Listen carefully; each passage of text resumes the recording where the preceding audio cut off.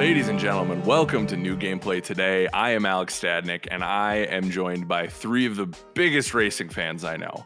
We have quite the crew here, the pit. Is that what they call racing pits where people get tuned up? We have Wes LeBlanc. Hello, sir. Hello. Yeah, and I'm just hanging out in the pit right now. Yeah. The pit. Yeah. Yeah. We have the king of street comedy, Ben Reeves. Hello, sir. Hello. Not track comedy. Not track comedy, no. He's bombed at the track. No, this isn't going to be funny. No. And then the king of car noises, John Carson, is here. Hello. Hey, I'm just here holding this tire. Where do you need it? Well, I need it right here because we're taking a look at Gran Turismo 7. That's right, folks. 7 hold Gran Turismos, and the first one on the PS5. First one in a long time, it seems like. The last one was 2017 with Sport, but this is the first, I guess, numbered mainline one since 2013, which is 6. Yeah, Sport doesn't count. Yeah. Yeah. So tell me about it. You went to a preview event, Wes. What did you think? Yeah. So I kind of went into this event as the, I've never really gotten super into Gran Turismo. It's extremely, simulators, their whole thing, the real driving simulators, the motto. For me, I'm more of an arcade racer kind of fan, but I went into this preview with open eyes, kind of seeing if 7's doing anything to invite newcomers like me in, and it turns out it is. And a lot of the focus of the preview was the ways that this game wants to introduce people who aren't into car culture and show them like why GT fans have loved this series for years and years, and I'm pretty excited now for March's release. Cool. Now, John, Ben, you? I know y'all are. John, I know you're a big Horizon fan. We can start with you, John. What's your level of love for this series? Are you kind of in Wes's boat? Are you a longer time fan? I'm a longer time fan. I played back on the PlayStation 1 with Gran Turismo and Gran Turismo 2, and I've picked up Gran Turismos through the years. I'm always really impressed with their focus on the cars and the tracks, and sometimes that does provide a more sterile experience. But compared to a Forza Horizon, it's kind of refreshing that it's not just bombast and music. It's more focusing on the racing and the strategy on the track. For sure. Reeves, how about you? Who gives a flip? Who cares if I like the series? I don't know. I played this series in the PS1/2 days. So back when 2 and 3 came out was when I was hot and heavy about it. Yeah. Kind of like Wes. Not a huge sim guy. I respect the people who are out there who care about that. But then when stuff like Forza Horizon came out is when I was like, oh, maybe this is more my speed. Pun intended, I guess. But yeah. Ben, you said you wouldn't be funny. I'm trying not to be, I swear. Just to preface this before, because obviously none of us are, super Gran Turismo fans into Sims and all that kind of stuff. I do want to say, who cares? This game is very much still like Gran Turismo. Just to name some specs that are going to get fans super excited. Over 650 aerodynamic parts, whatever that means. Wow. 120 different types of tires, 1,200 different colors of paint, 400 cars, 50 different brands, 34 locations, 97 tracks. It's all there. Everything you want out of a mainline Gran Turismo is there. But there's also some new things that we can talk about now that are going to kind of invite newcomers in. And one of them is this music replay, which is interesting for me because Gran Turismo, my main kind of anchor to it over the years has been the music, because it does have a really good soundtrack year after year. And it's because they bring in all types of genres. You've got jazz, rock, hip hop, everything. And so music replay is basically going to be an auto-generated camera system that takes your races and makes them look real pretty and plays cool music to them. Is that what this is then? That is what this is. This is okay. This is post-race. You would go in and make a music replay. So you don't get to actually time it to the music. It just does that on its own. And I guess, Gran Turismo fans really like to show off their moves, and this would be a cool way to do it. Well, what if I want to make it like more like an anime, like an initial D, really intense racing moment? Did you see anything like that in there? And I make this anime. So unless the auto-generated camera is feeling especially anime on one day, then yeah, it's not going to happen. But who knows? Maybe they watched the newest episode of Attack on Titan, and the auto AI is like, I'm going to make this super anime. Oh, cool. Well, so what else? What other new stuff did you see from your time with it that got you excited for as a non-sim fan? So the most exciting thing is this new mode called Music Rally, and basically you pick a song you want from the soundtrack, and the people talking about the game said that this is not for people that want to drive, but it's for people who want to enjoy music while sitting in a car, which I really like driving around listening to music. It's pretty good sell. I was like, perfect, that's me.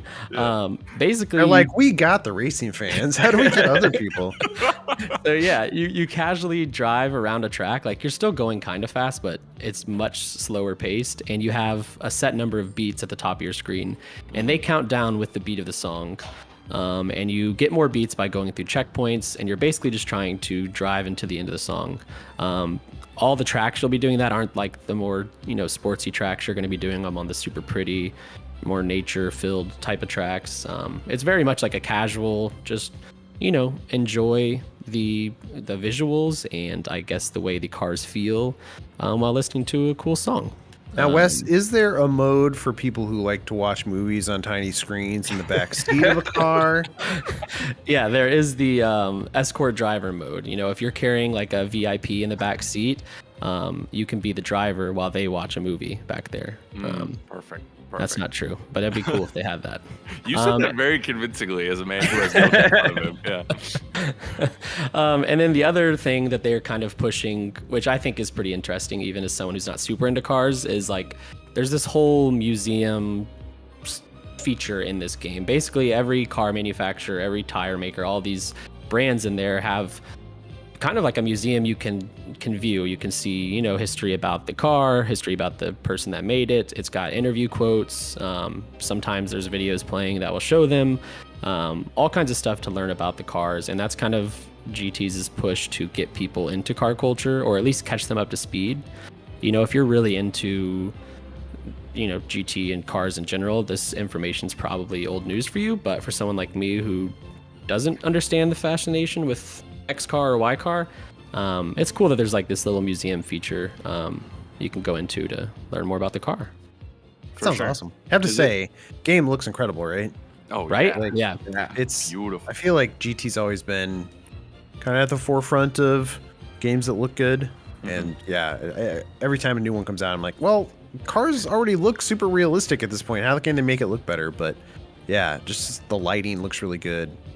Even that just might look like be real because cars. of the ray tracing mode, which is in Gran Turismo 7. So here's a weird thing that happened during the preview was they revealed there's a frame rate mode which plays the game at 60 FPS and a ray tracing mode, and they weren't super specific on that. They said the ray tracing mode is best for race replays and photo mode, but they didn't say like, is it something you can play as, because they only showed it off during photo mode and only during replays. Oh, interesting.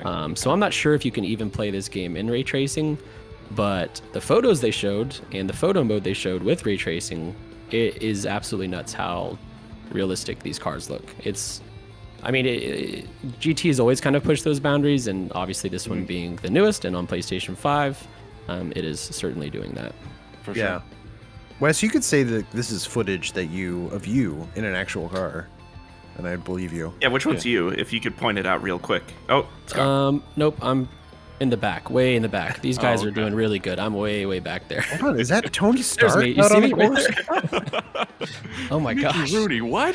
Whiplash. No. This is just a scene from Iron Man 2. Yeah, you can't fool us. I don't like where this is going then. Yeah.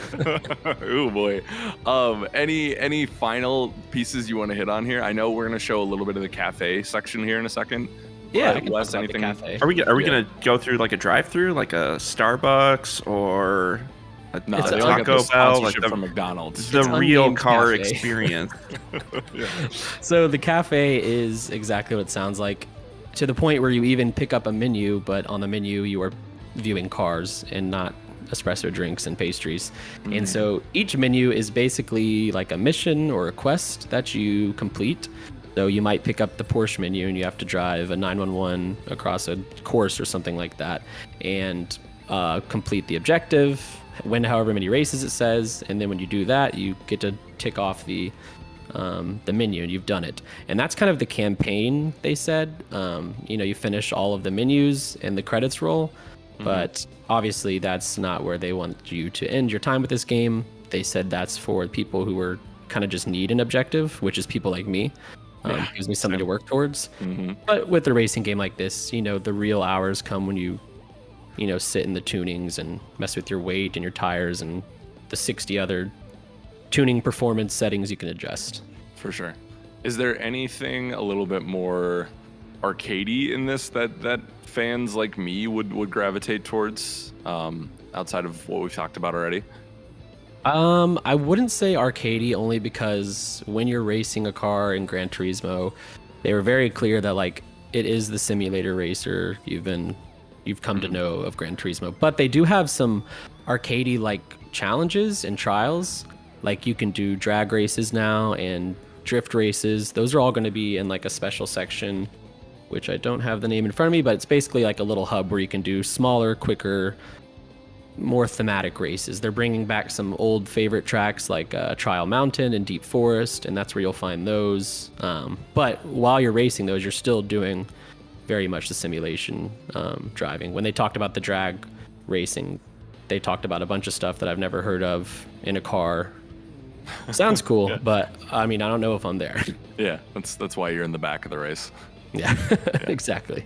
It's kind of nice that this game's hitting when it is, especially since there hasn't been a Forza Motorsport, like an actual simulation Forza in a few years.